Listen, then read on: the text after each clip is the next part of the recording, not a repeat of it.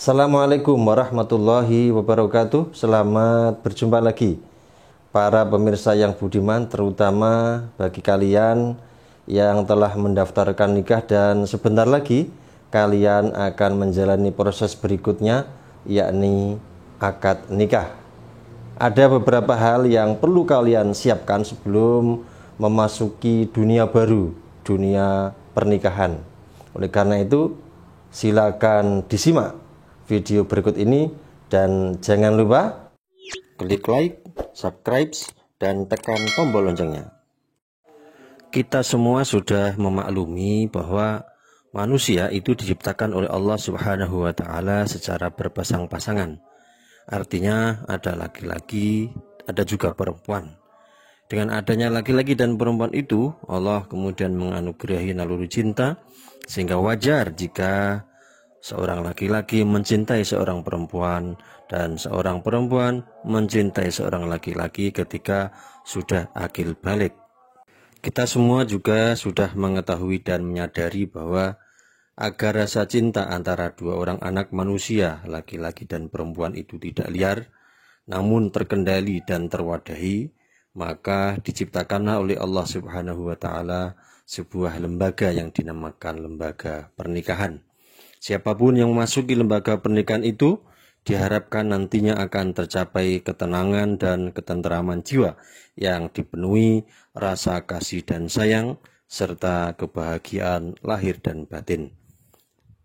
Tentu saja untuk memasuki lembaga pernikahan itu ada tata cara dan persiapan-persiapan yang harus dilalui sehingga ibadah yang nikmat ini diridhoi oleh Allah Subhanahu wa Ta'ala dan mendapatkan keberkahan darinya. Dalam video sebelumnya sudah saya singgung tentang niat yang merupakan persiapan pertama dan utama. Nikah merupakan perintah Allah yang dilakukan oleh para nabi dan para rasul, termasuk Nabi kita Muhammad Sallallahu Alaihi Wasallam. Maka menjalani nikah berarti menjalani sebuah ibadah, sehingga tidak boleh tidak harus diawali dengan niat yang tulus karena Allah atau lillahi ta'ala. Lalu kapan niat itu harus dimulai? Niat itu dimulai sejak seorang laki-laki melamar atau khitbah pada seorang perempuan. Saat itulah ia mulai berniat untuk melamar seorang perempuan karena Allah atau lillahi ta'ala. Kenapa harus dimulai dari melamar atau khitbah? Karena setelah seseorang melamar, maka sudah ada ikatan, yakni ikatan khitbah. Sehingga ketika ada laki-laki lain yang ingin melamar perempuan yang sudah dilamar, maka itu tidak diperbolehkan.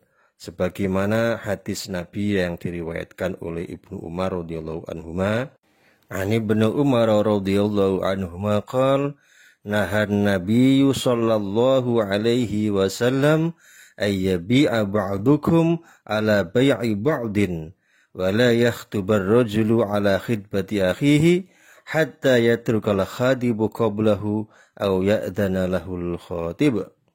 Artinya Nabi melarang di antara kalian untuk menjual barang yang sudah dibeli oleh sebagian yang lain. Dan Nabi juga melarang seorang laki-laki melamar seorang perempuan yang sudah dilamar oleh saudaranya sampai orang yang melamar sebelumnya tersebut meninggalkannya atau memberi izin kepadanya untuk melamar perempuan yang telah dilamar tersebut. Dari hadis ini kita dapat menarik kesimpulan bahwa setelah adanya peristiwa lamaran, yakni seorang laki-laki melamar seorang perempuan, maka dari situ sudah muncul sebuah ikatan, yakni ikatan khitbah. Sehingga kalau ada laki-laki yang ingin melamar perempuan yang sudah dilamar tersebut, Nabi melarangnya. Sama halnya ketika seseorang ingin membeli sebuah barang. Kalau barang tersebut sudah dipesan atau dibeli orang lain, maka itu tidak boleh dibeli sampai orang yang telah memesan atau membeli barang tersebut melepaskannya. Nah, disitulah kita siapapun boleh membeli barang tersebut karena sudah dilepas. Niat karena Allah itu nanti diulangi lagi pada saat mau akdu nikah, agar Allah senantiasa memberikan ridho, rahmat dan perlindungan sebagaimana sabda Nabi Muhammad SAW, man nakahalillah wa man angkahalillah faqad istahaqqa wilayatallah. Barang siapa yang menikah karena Allah dan barang siapa yang menikahkan karena Allah, maka ia berhak mendapatkan perlindungan Allah Subhanahu wa ta'ala. Setelah niat karena Allah atau lillahi ta'ala, maka kedua calon pengantin harus betul-betul menyadari bahwa keduanya akan menikah, akan mengikat janji suci perintah ilahi dengan mempersiapkan diri secara lahir dan batin. Persiapan lahir untuk melaksanakan akdu nikah dan walimah tentu saja tergantung pada kemampuan dan tidak boleh dipaksakan.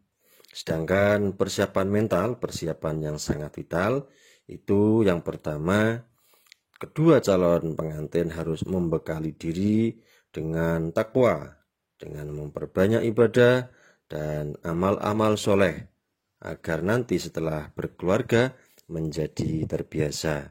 Yang kedua, keduanya harus sabar mengelola emosi dengan menjaga jangan sampai calon istri ternoda sampai terlaksana akdu nikah. Yang ketiga, mempersiapkan diri dengan pengetahuan tentang bagaimana hidup berumah tangga, tanggung jawab masing-masing suami istri, saling pengertian, cara mengelola konflik, merawat, memelihara, dan mendidik anak, dan lain sebagainya. Agar semua itu tercapai keluarga sakinah mawaddah warahmah, bahagia sejahtera dalam ridho Allah Subhanahu wa ta'ala. Demikian, semoga bermanfaat. Assalamualaikum warahmatullahi wabarakatuh.